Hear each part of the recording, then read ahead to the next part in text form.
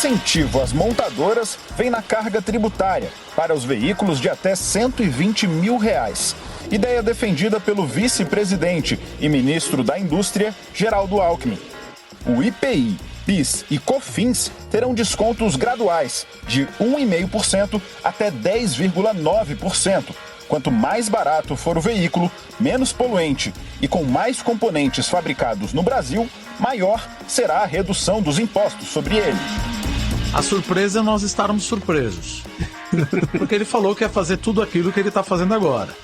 Ele, presidente, Lula. que na época ainda não era presidente. Ele não era, a gente falou, olha, talvez não vá ter uma ruptura, mas é o que a gente está vendo, você tem vários pontos aí que eu acho que meu colega aqui, o José, vai conseguir falar melhor do que eu. Tem vários pontos que acabam assustando, né? Mas a gente não precisa nem muito. PPI, saneamento, Eletrobras, Banco Central, meta da inflação. Quer dizer, cada semana é uma pancada. Cartas de intenções, até o que foi anunciado, porque não tinha um aval do Ministério da Fazenda. Né? Quase que como quando a gente vê na política a inauguração de pedra fundamental. Né?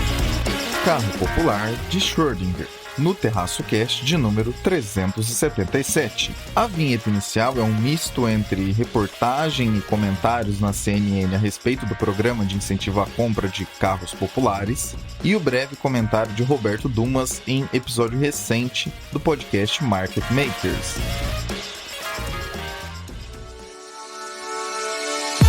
Uma coisa que eu nunca faço, e eu acho que é um grande erro, é você pensar como economista, você vai decidir o que é politicamente factível, o que é politicamente interessante. Eu nunca penso dessa maneira, eu digo o que eu penso e deixo as pessoas pegarem o que quiserem. We are expecting that every month we will see a further decrease. I think that inflation at higher rates than what we're used to is here to stay. Brasil, mundo, economia, política e o que for relevante para você. Isso é o Terraço Cast. E aí, pessoal, tudo bem? Caio Augusto, direto da manhã, comecinho da tarde, na verdade, já passou do meio-dia, de 28 de maio de 2023, domingo, em Ourinhos, para o 377 do meu, do seu, do nosso Terraço Cast. Nesse episódio você ouvirá as análises do trio mais amado do Brasil. Vamos a elas. E aí, Raquel de Sá? Alô, alô, terceiros e terraceiras. Olá, Caio. Olá a todos os meus queridos participantes desse glorioso, né, Caio? Terraço Cast. Aqui quem fala é ela, a mulher do tempo sem tempo. Olha, esse meu mote é maravilhoso, eu amo ele. Mas nesse momento eu tô sem tempo. Mas em breve vou ficar com mais tempo, porque eu estou saindo de férias. Então por isso que eu venho por meio deste informar que nas próximas 2 semanas a mulher do tempo sem tempo estará de folga. Que é isso, né? Até a gente precisa de uma folguinha. Mas, né, dito isso, sem mais delongas, né, vamos aqui para nossa previsão do tempo. O tempo continua do jeito que eu gosto, com pôr dos sóis bonitos, né, sol durante o dia, sem chuva, aquele friozinho gostoso para dormir. Então, ó, tá show, viu, São Pedro? É isso, continua assim e bom trabalho. É isso, pessoal. Então vocês já sabem, 2 semanas sem Raquel, para que depois retorne do ócio criativo tão necessário. Fala, Renata Couto. Olá, terraceiros. Oi, Caio. Oi, Fernanda. Oi, Raquel. Espero que esteja tudo bem com vocês aí essa semana. Aqui, como vocês sabem, é a Renata falando diretamente da Califórnia. E essa semana eu vou falar de um assunto que muitos de nós acho que nunca pensou que estariam na mesma frase, digamos assim, que é Treasury Bills, T-Bonds, dívida dos Estados Unidos e calote. Sim, calma. Sei que você ouviu isso, já sabe que tem atualização do assunto, mas fica aí que você vai ficar por dentro dessa atualização. E também ela, Fernanda Mello. Fala aí, meus amigos do Terraço Cast, tudo bem com vocês? Trio apresentado, então vamos ao 377. Raquel, aparentemente o governo Lula III cedeu e teremos mais uma vez subsídio para carro no Brasil. Mas é apenas aparentemente. O que acontece agora? Pois é, meu querido Caio Augusto. Lula 3, né, veio com aquela ideia nova, magnânima. Eu acho que assim, a gente tá, né, tem um ponto, eu não sei nem se a gente já falou aqui alguma vez nesses últimos episódios, mas se falou, vale repetir, né, de excelentes ideias, né, o inferno está cheio, e o melhor desse mandato, né, desse governo, é que são excelentes ideias que já foram provadas, ter um espaço especial lá no inferno, né, lá no inferno das políticas econômicas que deram errado, e estão sendo recolocadas como se fossem excelentes ideias novas, né? Como se a gente não soubesse que elas já aconteceram e elas já deram errado. Então, assim, é maravilhoso. É maravilhoso mesmo ouvir, né? Ver isso, assim, acontecer. Contém ironia, tá, pessoal? Não é nada maravilhoso, é bem triste. É aquilo de, pelo amor de Deus, né? Ninguém, né? A única lição do passado que as pessoas aprenderam, a única lição da história é que ninguém aprendeu as lições da história, né? Porque é uma palhaçada isso aqui. Mas, então, nesse mote de será que eu dormi? Às vezes eu acho, gente, que o presidente, ele me lembra aquele personagem do Austin Powers, né? Que ele dormia, ele era congelado e ele acordava depois de um tempão. E aí ele tava meio confuso, né? O que fala $1 million. Porque ele... É isso, parece que ele não percebeu que o mundo mudou, né? Nem em termos dos cenários, que isso tá bem claro aí na parte diplomática. As pataquadas que ele falou ali sobre Ucrânia e Rússia, falando que tinha que ter alguém pra ser, né? Tá ali mediando a paz, sendo que isso já aconteceu, né? Já tiveram vários países que fizeram isso. Falando um discurso, né? Um discurso antigo, um discurso que não faz sentido, né? Tudo é contra os Estados Unidos. Então, se os Estados Unidos tá contra a Rússia, eles são contra a Rússia também. Então, assim, parece que realmente o presidente foi congelado, né? Ele, uma parte do PT ali, e, né, deu uma acordadinha agora e acha que não aconteceu nada no mundo. E nessa toada veio essa ideia genial aí, né, de mais subsídio, gente, para carros populares, tá? Subsídio para a indústria automobilística. Assim, a gente tem 1 milhão de textos no Terraço que fala sobre esse tema, mas é impressionante, né? Como, assim, parece que ninguém lê, ninguém sabe, ninguém viu, né? Como a indústria automobilística, ela é uma indústria nascente no Brasil, ela está nascendo, né, há 70 anos. Então, desde a década de 50, desde o JK, que resolveu começar essa indústria aqui, né? Chamou as montadoras internacionais, deu um monte de subsídio, etc. Né? Vamos proteger a indústria, né? Porque ela está nascente. E aí, assim, a gente vai conseguir a nossa maravilhosa ideia de importação por substituição, né? Industrialização por substituição de importações. Então, a gente substitui tudo aquilo que a gente importa. É assim, é uma ideia horrorosa e assim, a gente vem tentando há 70 anos, vem dando errado, né? O protecionismo pode ter até o seu espaço, né? Algumas barreiras no curto prazo para indústrias realmente nascentes, né? Para setores onde o setor privado ainda não, a iniciativa privada ainda não teria os retornos suficientes para valer a pena e que faz sentido o bem, né? O bem para a sociedade, né? O retorno para a sociedade é maior, mas, cara, não é nada disso, tá? Essa indústria está sendo protegida aí desde a década de 50 e a gente viu no que dá, né? São bem improdutivas, né? Elas estão aí exportando para quem? Para a Argentina, né? Que só exporta para a Argentina porque a gente tá dentro do Mercosul e eles também estão pior que nós, né? Então, assim, não temos uma exímia, né? Indústria automobilística aqui. E é aquela velha história de tapar o sol com a peneira, né? Então, para quem não seguiu isso de perto, o governo aí, então, teve essa maravilhosa ideia de fazer uma política de subsídio para as montadoras aí, né? Para veículos. Veículos populares, né? Até R$120 mil, né? Então, realmente, porque a população mais pobre brasileira que vive ali com um salário mínimo, ela, né, tem realmente isso que a população precisa, né? Quando a gente fala de redistribuição de renda, realmente a gente tem que olhar em políticas públicas que olhem para o subsídio a automóveis, né? Contém ironia, porque é óbvio que não, né? Se a gente pensar do ponto de vista de transporte, faz muito mais sentido né, ambiental, muito mais sentido social, muito mais sentido de redistribuição de renda, você investir em transporte público, de qualidade. Mas tudo bem, vamos, né? Vamos ignorar essa parte. Mas você, né? Então vamos aqui subsidiar. Então, que o governo falou que vai reduzir os impostos. Aí a gente começa com os problemas. Beleza, vai reduzir imposto porque tá sobrando, né? Porque, na verdade, a gente viu aqui na nossa novela O Brasil e o Fiscal que o maior problema do governo com essa nova regra fiscal, que não é em si ruim, o grande problema dela, o grande desafio dela é que o governo vai ter que achar um monte de arrecadação, né, a mais para conseguir fechar as contas e atingir as metas super ambiciosas que eles colocaram ali de resultados primários, né? Para conseguir equilibrar longuíssimo prazo a dívida. E nas contas de muita gente aqui, né, nas nossas contas, onde eu estou trabalhando no Grupo XP, nem assim, né, a dívida equilibra, né. Mas mesmo assim, então assim, o recado é, né, o bottom line é, eles estão precisando de mais arrecadação, né. Então estão procurando ali onde arrecadar, se é jogo online, o que é. E aí, nessa busca de mais arrecadação, por que não tirar, né, a arrecadação? Por que não reduzir impostos, né? Então, uma ideia maravilhosa do ponto de vista fiscal, né? Enfim, sem pé nem cabeça nesse momento, né? Ainda tem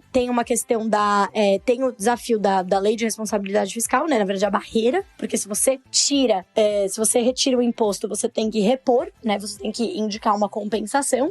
Se for IOF ou IUPIS, eles não precisam porque é um imposto regulatório, né? Não é considerado um imposto com fim arrecadatório, é considerado um imposto regulatório. E aí, pela lei de responsabilidade fiscal, você não precisa aí indicar uma fonte de compensação. Eles estão tentando dar esse jeitinho. Mas se for o IPI, né, se eu não me engano, não tem como. Mas assim, é uma perda de arrecadação de todo modo. Driblando a lei de responsabilidade fiscal ou não, é uma perda de arrecadação no momento em que a gente tá precisando é de ganho de arrecadação. Bom, tirando essa parte fiscal, né, e a parte de distribuição de renda, né, e de que, obviamente, não precisa se procurar muitos estudos para encontrar que subsídio à indústria automobilística não é uma política eficiente para redução de pobreza, desigualdade, não é.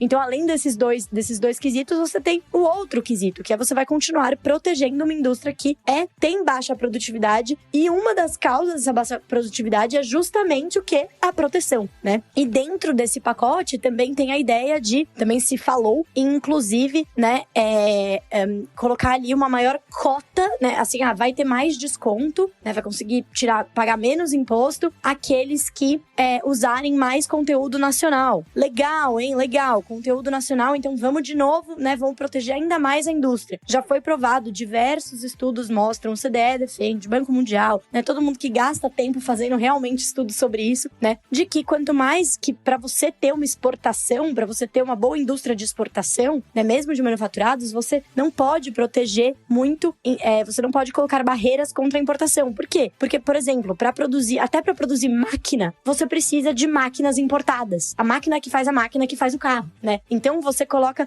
não, tem que ser aqui, tem que ser local, né? E aí você vai fazer o quê? Você vai usar a máquina que é pior, ou seja, menor produtividade. E aí você diminui o incentivo, né? Então, assim, outra ideia genial, né? Outra parte aí genial desse plano, né?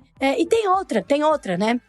Vamos lá, essa redução do IPI já foi feita no governo Dilma e tal. E aí, quando a gente olha os resultados, né? O que aconteceu? Foi bom, né? Aumentou a produção? Diminuiu o preço? Não aumentou a produção, não diminuiu o preço, não aumentou a produtividade. Fizemos, não deu certo, vamos fazer novamente, né? Honestamente, né, do meu ponto de vista, o único ponto que faz um pouco de sentido aí é a questão ali dos veículos que são mais, né, ambientalmente mais responsáveis. Então, eu não tenho detalhes sobre isso, mas, por exemplo, veículos ali que não usam combustíveis fósseis e tal, os veículos híbridos, aí sim pode fazer sentido, né? Até porque esses veículos são bem caros de produzir, porque aí é o que a gente tá falando, onde é uma área ambiental, ainda é uma área que não necessariamente em todos os pontos, né, faz sentido para a iniciativa privada. Então é um setor onde muitos governos estão inclusive atuando,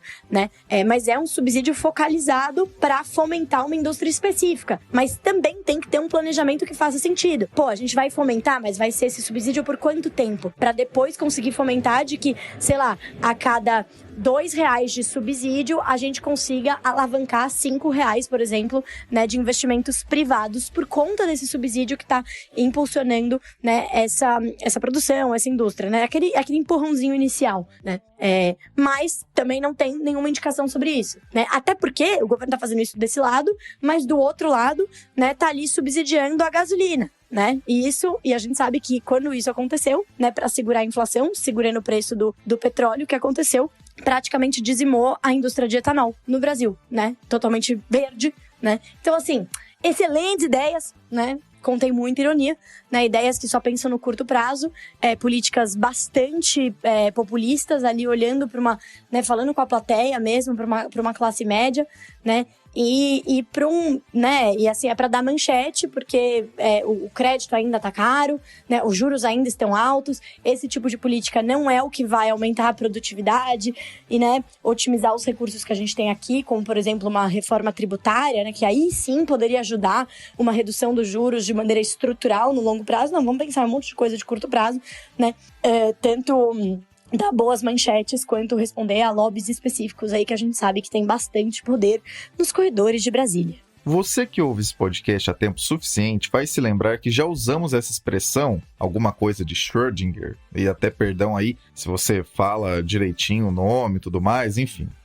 O importante é entender o sentido. Já usamos essa expressão em outro título com essa mesma ideia, de falar sobre alguma coisa anunciada ou proposta que não tinha a menor ideia de como sairia do papel. Com ou sem aval da Fazenda, esse programa anunciado deve sim ser colocado em prática, justamente pela continuidade do ritmo. O que o Lula anuncia é colocado em prática, com exceção ao que o Congresso tiver alcance de impedir, como foi na questão do marco do saneamento até agora. Inclusive, vale apontar, você que nos ouve e estava para comprar um carro novo deve estar esperando esse programa novo ser de fato colocado em prática. Então, antes mesmo de seguir o comentário, vai aí uma crítica. Não anunciar completamente é um belo tiro pela culatra de curto prazo, porque se a ideia é fazer vender mais carros, até que se saibam as regras exatas disso, certamente tem muita concessionária às moscas agora. Ou, como o título desse episódio bem diz, estão rolando várias vendas de Schrödinger. Continuando.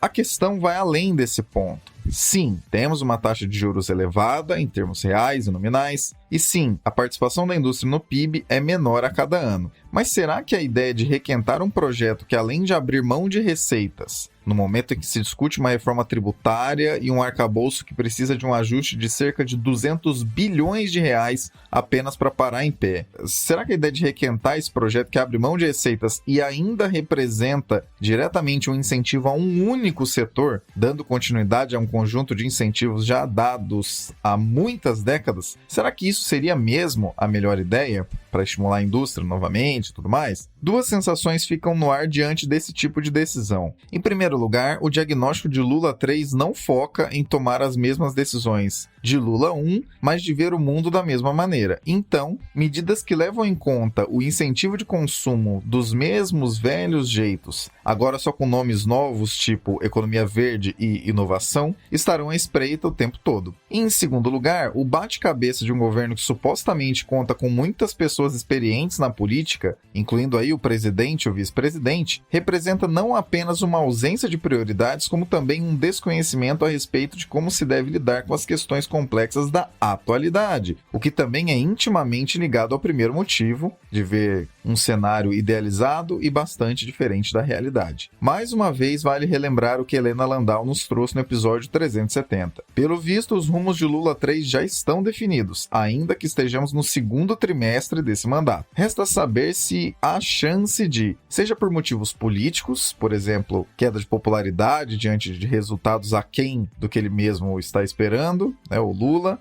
ou oposição no legislativo, já que tanto Lira quanto Pacheco deixaram bem claro que algumas das ideias, como mudar o marco de saneamento, ou acabar com a independência do Banco Central, ou até mesmo rever a privatização da Eletrobras, não terão vez. Então, seja por motivos políticos ou mesmo pela imposição da implacável realidade das contas públicas, a toada será a de repetição de equívocos e fracassos anteriores, ou ainda haverá tempo para executar uma manobra de correção de rota. Em todo caso, desde já podemos imaginar que, antes de tentarem soluções realmente conectadas com os problemas como são hoje, os direcionamentos do atual governo irão esticar a corda nas soluções ultrapassadas. Resta saber quais serão os resultados políticos de tamanha teimosia, essa que surpreende por estar na mesa mesmo diante de uma quantidade extraordinária de dados que apontam soluções melhores e, é claro, até mesmo da ainda não completada primeira década da maior crise já registrada na história brasileira. Lula diz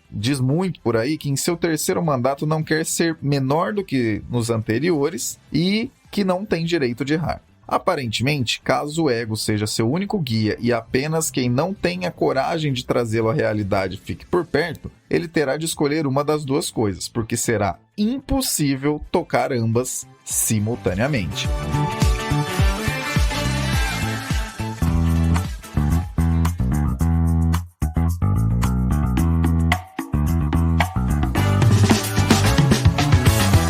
Existe um lugar no qual você encontra todas as contas oficiais do Terraço Econômico. Essa é a nossa Linktree. YouTube, LinkedIn, Facebook, Telegram, Instagram, Twitter, WhatsApp e TikTok estão disponíveis lá. E se você não é fã de redes sociais, mas quer mesmo assim ficar por dentro dessas novidades, coloque seu e-mail no nosso mailing. O link está lá também. Além disso, você também encontra oportunidades de nossos parceiros, o curso Python para o Condado, no qual você aprende programação, e o link para abrir sua conta na Nômade. Abra com o cupom TERRACO20, tudo em maiúsculo, para ganhar até $20 na sua primeira remessa de câmbio. E para finalizar, lá você também acessa nossos e-books. 10 motivos para aprender mais sobre economia hoje e Projeto Nobel, com artigos sobre todos os anos do Nobel de Economia entre 1969 e 2022. Ambos de graça, baixe agora mesmo. Não deixe também de seguir as pessoas que participam dos episódios do Terraço Cast e se dedicam semanalmente a trazer as análises que você ouve aqui conosco.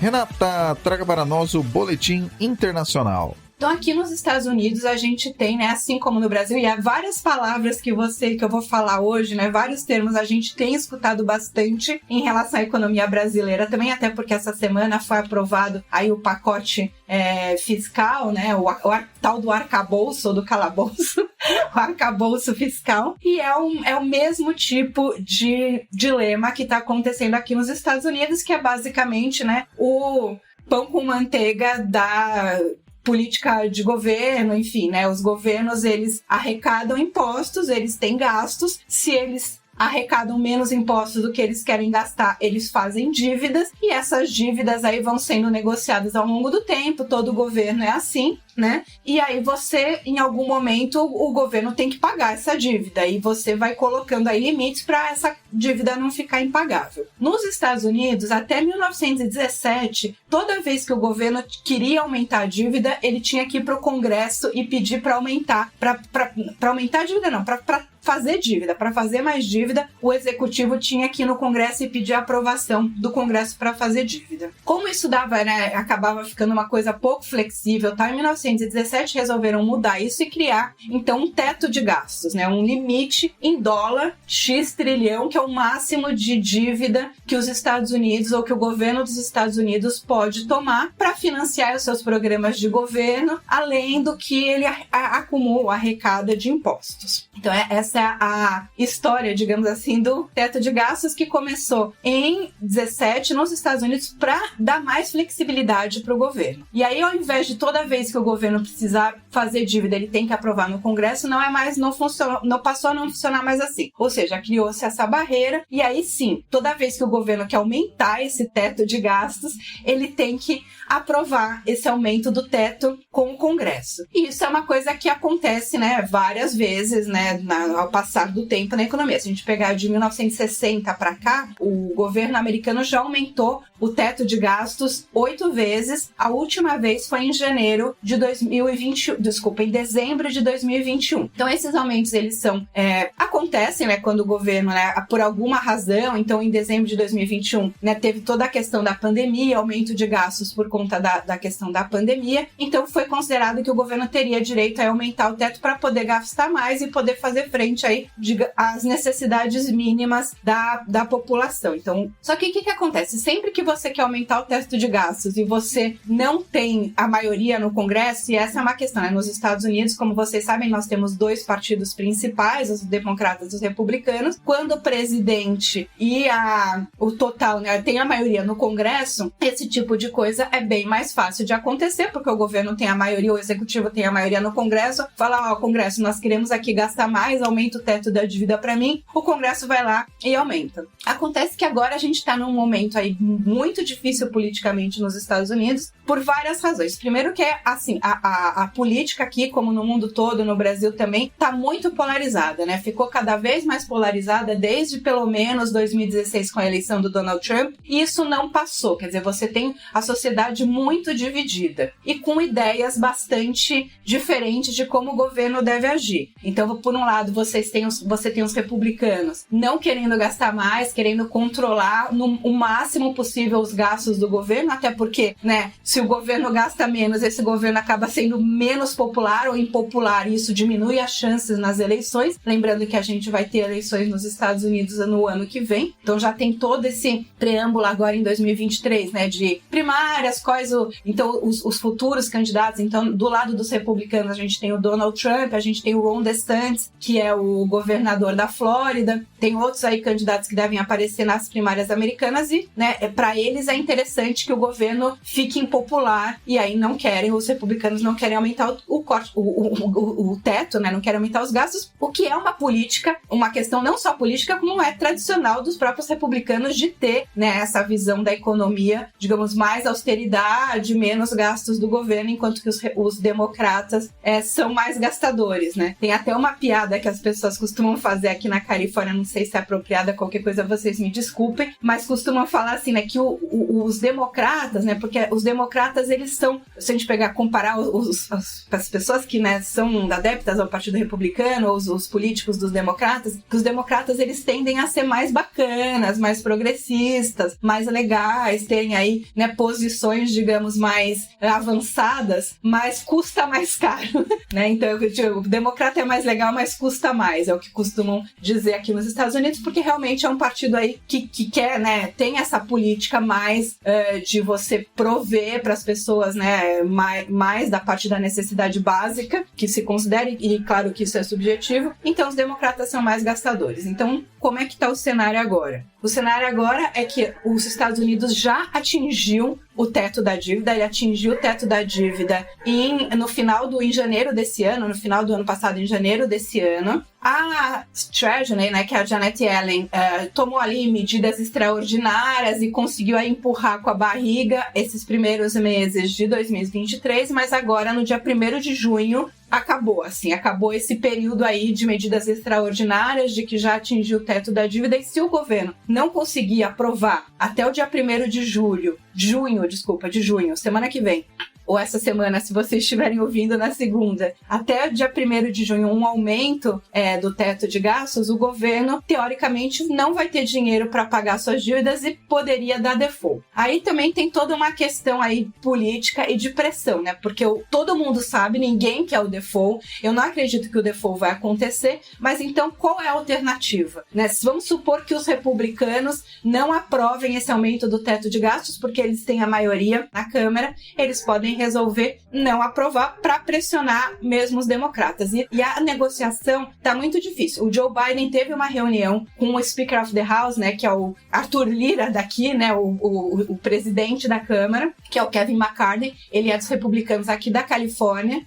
E eles tiveram uma reunião que, segundo o Joe Biden, meio que eles conseguiram chegar num consenso, mas o fato dele, o Kevin McCarthy, também ter chegado num consenso, ou ter tido uma reunião produtiva com o Joe Biden, não é garantia que ele vai convencer todos os republicanos. Lembrando que o Kevin McCarthy, né, ele foi eleito o Speaker of the House, né, o presidente do Congresso, no começo do ano.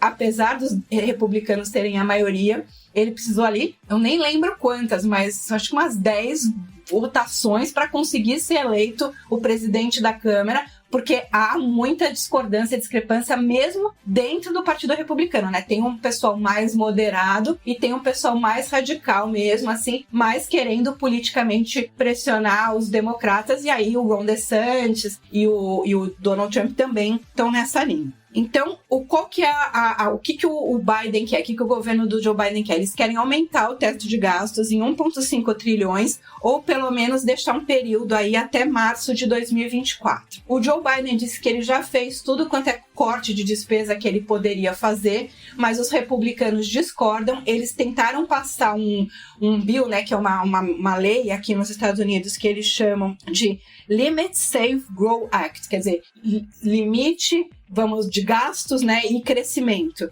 E ele propõe mais um corte que vai dos gastos. Essa medida, né, essa lei, se fosse aprovada, ela significaria uma queda, uma diminuição dos gastos americanos, do governo, né, discricionário, em 18%. Então, seria assim, né, uma queda no poder de gastar e de prover medidas sociais do governo muito grande, de 18%. O que isso impactaria?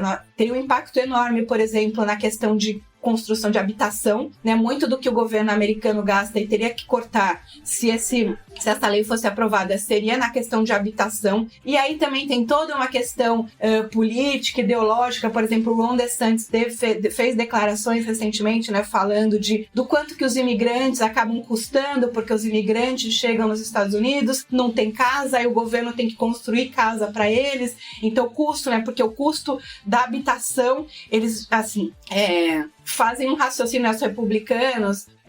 O Joe DeVance, que também é outro senador do Ohio, falou a mesma coisa, né? O raciocínio dos republicanos é assim: os democratas, eles deixam qualquer um entrar aqui, como tem mais gente, precisa de mais casa, e aí a gente tem que gastar mais dinheiro para fazer mais casa, né? Então, housing, né, que é a habitação, é um problema. Outra discussão, um debate, é a questão de saúde, né? O governo americano tem gastado cada vez mais com saúde, isso é uma disputa entre os democratas e os republicanos. E tem também a questão da defesa, né? Os Estados Unidos, nesse ponto, até interessante, porque os Estados Unidos, como vocês sabem, gastam muito em defesa. Os republicanos, em geral, tendem a defender mais gastos com defesa do que os democratas, né? Que, em geral, preferem esses gastos mais de habitação, de saúde e tal. Os republicanos gostam de investir em defesa, mas no momento que tem a questão da guerra com a Ucrânia, muitos dos republicanos, especialmente Donald Trump e tal, que tem uma relação aí mais próxima com a Rússia e tal, então, né, com essa posição anti-guerra, anti-defesa, anti-mandar muito dinheiro para a Ucrânia, criticando essa posição do Joe Biden como se ele fosse pró-guerra, enfim, né,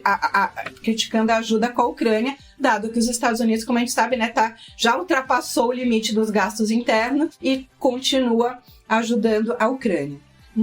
O limite, né, o que o Joe Biden já falou é que ele vai pagar a dívida de qualquer maneira, e existe inclusive, né, isso é interessante também, que na Constituição dos Estados Unidos tem uma emenda que as dívidas têm que ser respeitadas, é uma coisa constitucional, tá na Constituição do país, que você não pode, estar proibido de dar calote na dívida. Então o Joe Biden já, ameaçou, né,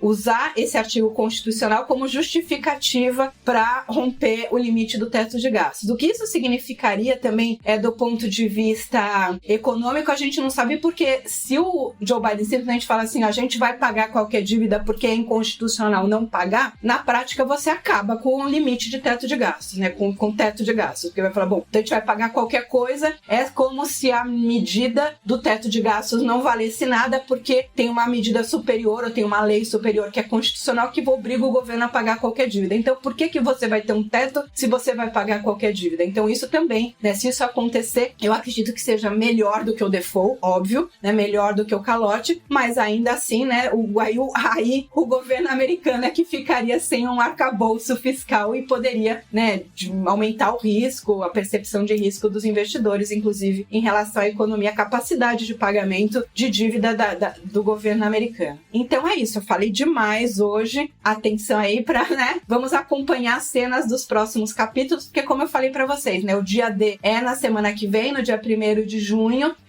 esse final de semana, são poucos dias para o Congresso negociar isso, porque a gente tem ainda um feriado aqui nos Estados Unidos, né, Memorial Day na segunda-feira, então o Congresso não vai trabalhar, então hoje eu tô sempre falo que dia eu tô gravando, hoje eu tô gravando na quinta-feira, então a gente ainda tem a sexta-feira para aprovar isso, e mais a semana que vem, mas considerando que a segunda-feira não é dia útil, então tem mais essa questão aí para os republicanos e democratas. Vamos ver se conseguem entrar num acordo, né, de aumentar o teto de gastos e fazer aí uma política fiscal com austeridade, mas também, né, como a gente ouve bastante falar no Brasil, com, né, sensibilidade social, enfim, vamos ver o que acontece. Além disso, essa semana que eu queria comentar com vocês, que está fazendo hoje, na quinta-feira, o aniversário 25 anos do Banco Central Europeu. Eu acho que é um marco interessante, né? Foi em 88 quando a gente teve, né, a criação do Banco Central Europeu, que na prática significou, né, a criada da moeda única, do euro. Então a gente tem aí essa lembrança, 25 anos da União Europeia Monetária, né, da criação do Banco Central Europeu.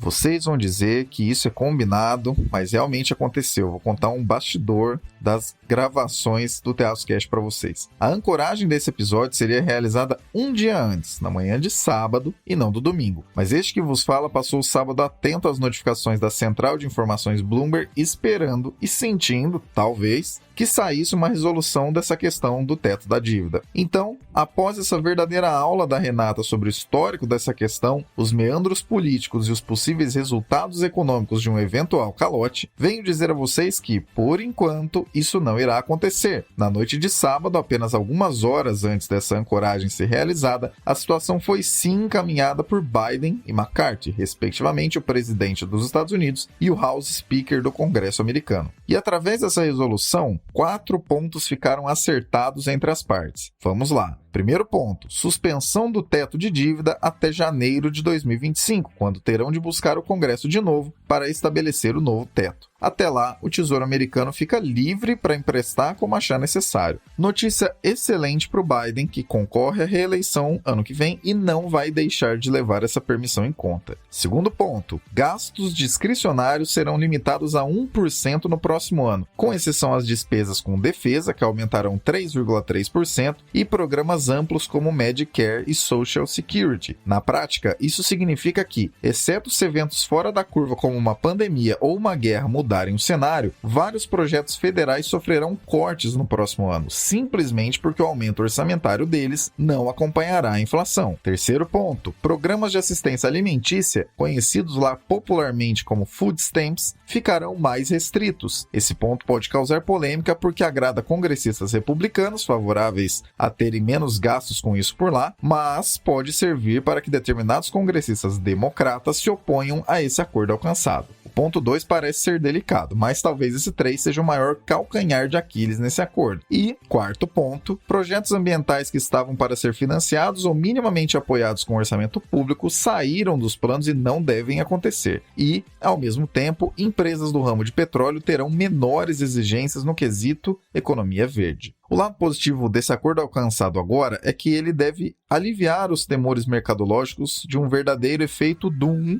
mas é importante lembrar que ainda é desafiadora a ideia de que tudo isso precisa ser aprovado no Congresso até dia 5 de junho para que de fato os problemas não aconteçam. A expectativa de que a questão agora seja encaminhada, principalmente porque esse acordo aconteceu, mas os problemas continuam. Um ajuste severo no lado fiscal americano precisará acontecer nos próximos anos. Inclusive, fica aqui o spoiler, ainda será discutido aqui nesse podcast esse assunto, continue acompanhando para ficar por dentro. Mas, por enquanto, fim do mundo adiado. E claro, também comentando brevemente sobre os 25 anos do Banco Central Europeu. Interessante acompanhar que essa união monetária no velho continente é um pouco mais jovem do que a nossa equalização aqui no Brasil, já que o Plano Real, que começou a valer em julho de 1994, está para completar 29 anos logo logo. E, numa outra semelhança que vale ser observada com a gente, também já passou por momentos diversos em termos políticos e econômicos por lá, com o adicional de que, diferentemente daqui que falamos de um só país, lá são diversos os países, visões de mundo e economias que estão sob uma mesma política monetária geral. Fica aí uma semente de reflexão. Nesse mundo atual que tem caminhado mais para países que querem fazer em casa do que se integrarem com outros lugares, seria essa enorme união capaz de não ser desmantelada? O futuro nos trará a resposta.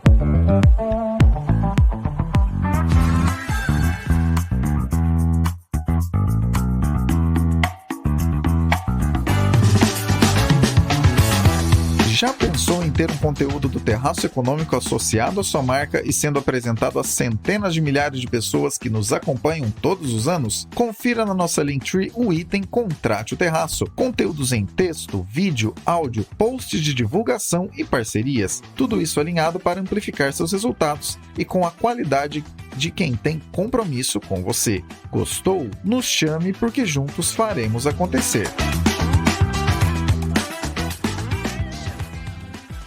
Fernanda, o que é Tax War e o que essa que vivemos hoje em dia significa para o mundo?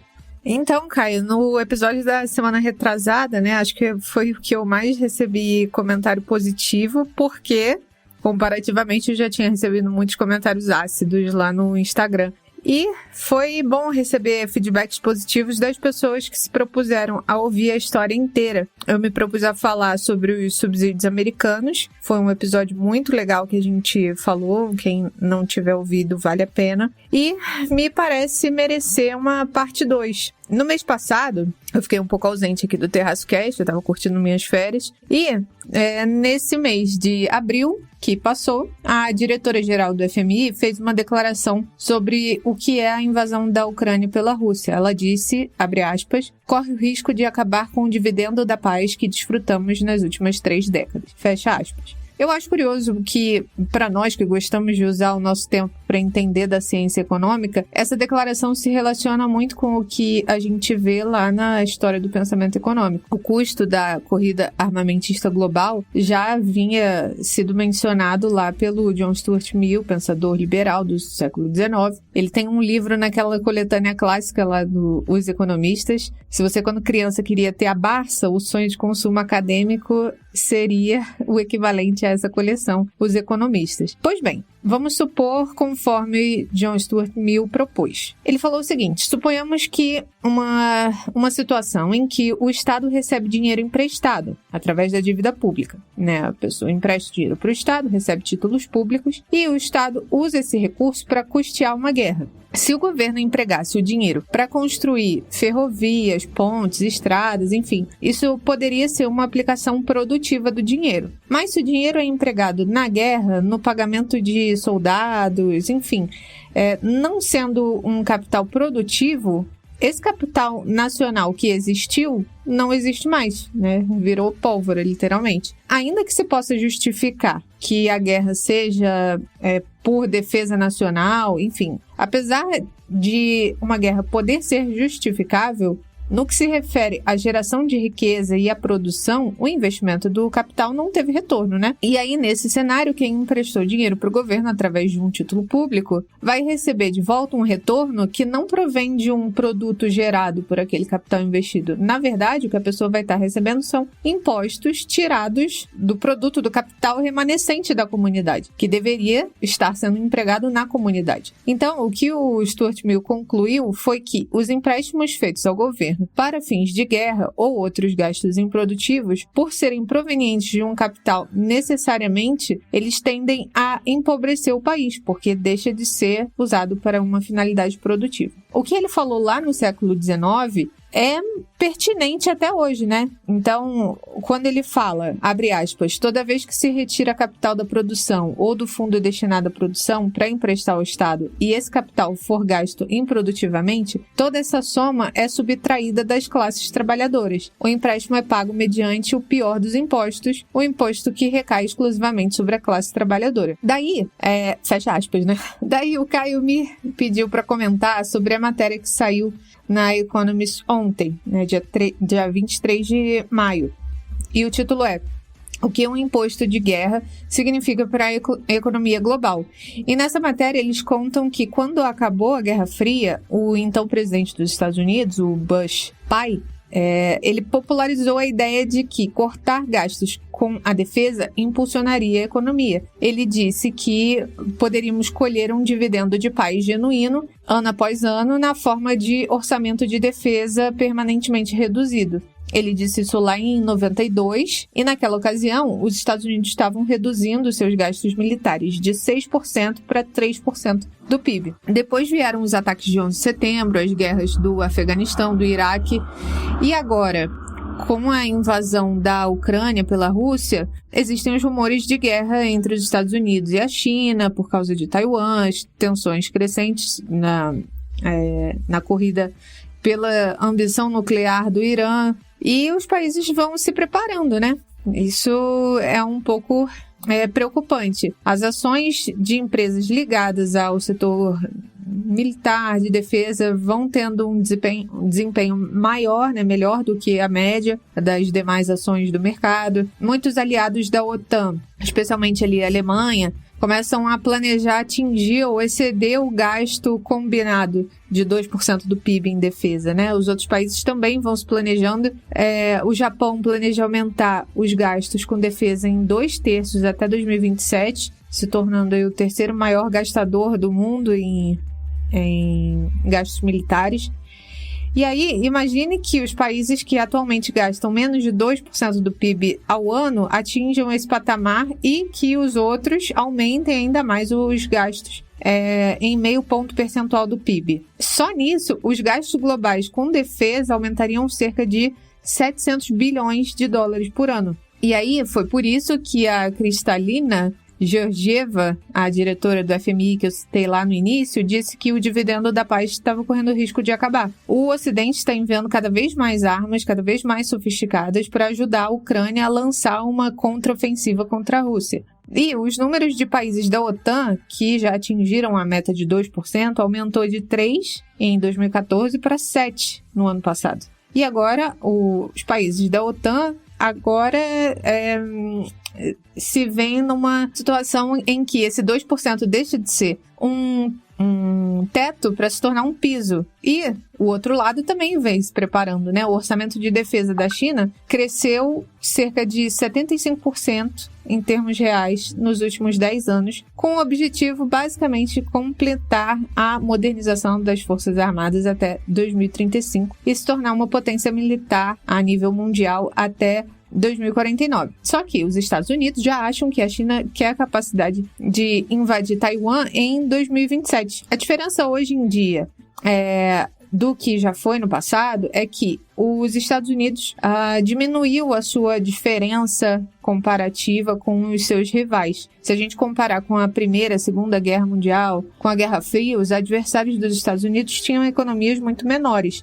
E hoje a China sozinha produz quase 80% da produção americana. Nas décadas posteriores à Guerra Fria, se imaginava gastar menos com exército e que isso significaria gastar mais com infraestrutura e serviços públicos, diminuir as dívidas ou diminuir os impostos. E desde a década de 60, o mundo liberou, digamos assim, cerca de 4 trilhões de dólares por ano dos gastos militares, né? O equivalente ao orçamento governamental global para a educação. Agora, o dividendo da paz está se transformando num imposto de guerra, né? E aí a pergunta é, quão pesado isso vai ser? Os Estados Unidos são, de longe, o país que mais gasta com defesa no mundo e gasta muito com pesquisa e desenvolvimento de armas. Isso inclui mísseis hipersônicos, energia direcionada. O que é isso? São aqueles lasers que conseguem derrubar drone, mísseis. Além disso, a inteligência artificial, a inteligência robótica, e também está se comprando o máximo de munições que as fábricas conseguem produzir, né, de projéteis e mísseis, enfim.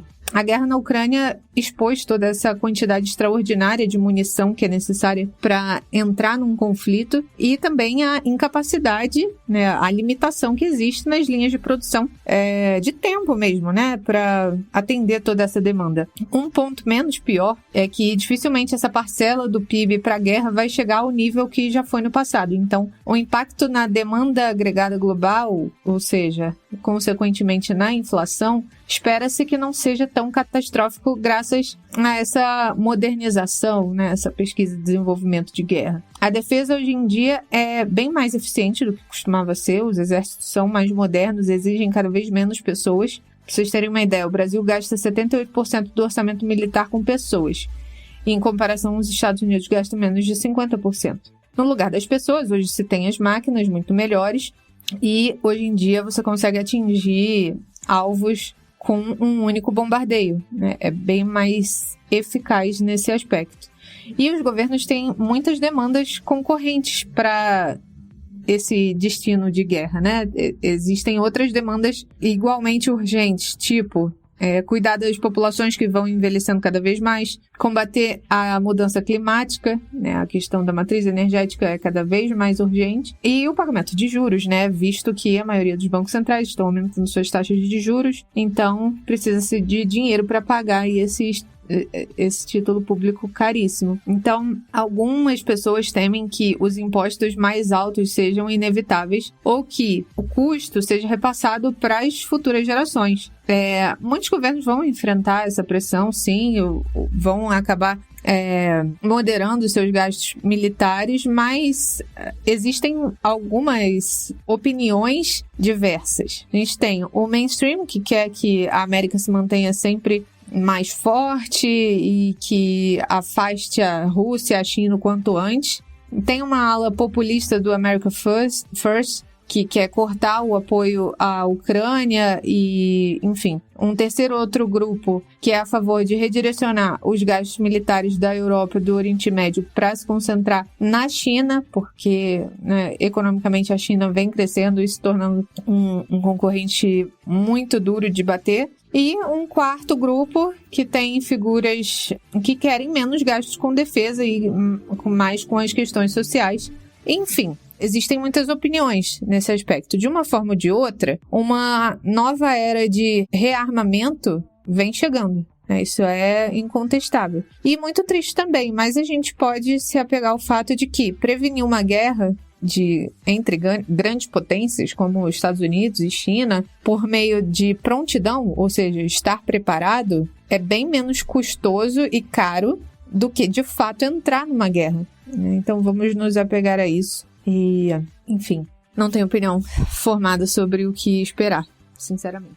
Em um mundo que leva em conta mais novas formas de isolacionismo do que conexões entre países e regiões, como vimos virar uma realidade galopante da queda do Muro de Berlim até o início da pandemia, vemos um aumentar relevante de gastos com defesa, incentivos internos à produção, os famigerados subsídios, e um encarecimento de relações comerciais como resultado de tudo isso, seja por questões relacionadas à produtividade, que não são triviais de serem replicadas e não estão sujeitas meramente a jogarmos dinheiro em determinados setores, ou mesmo porque, no fim do dia, esses gastos precisam ser pagos em alguma ponta, não existe mágica. Você que sempre nos ouve e já sabe disso, pedimos desculpas pela insistência nesse tópico. Mas o mundo irá sair mais caro disso tudo. Consistentemente teremos níveis de preços mais resistentes e isso demandará um esforço maior da política monetária. Leia-se, juros estruturalmente mais altos. Um repensar global das metas de inflação,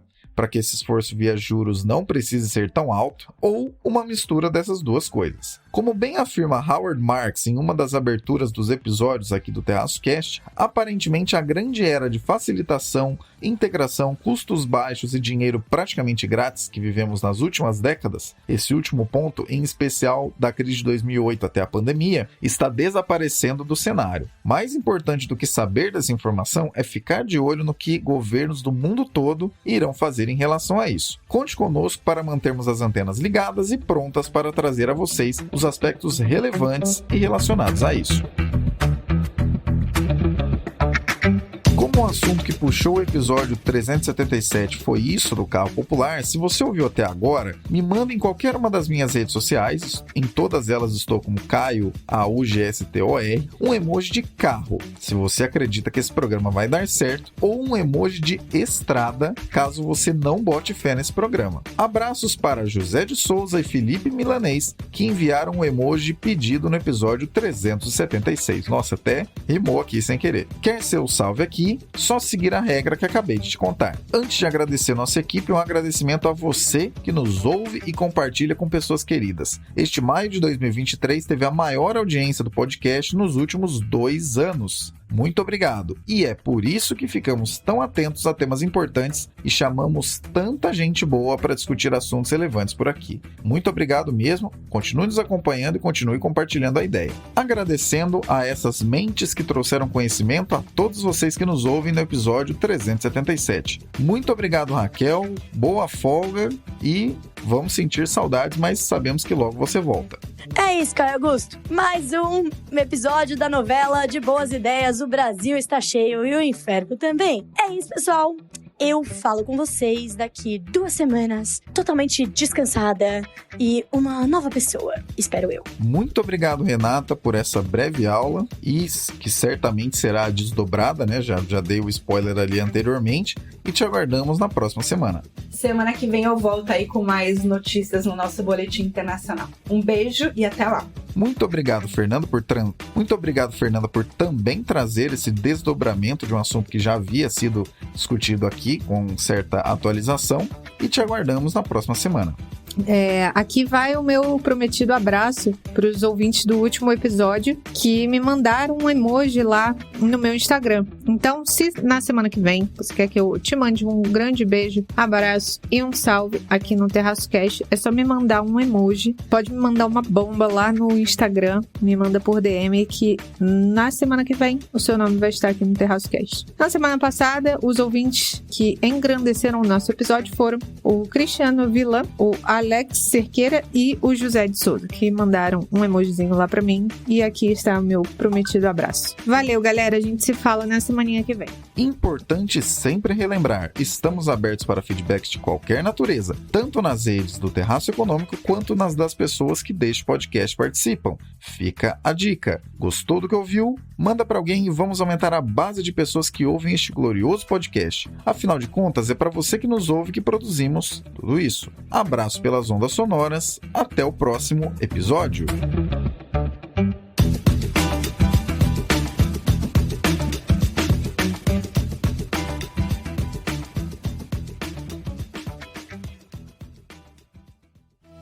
Este episódio foi editado por Atelas, soluções em áudio para podcasts. Encontre a Atelas nas redes sociais. É só buscar por @AtelasEdição.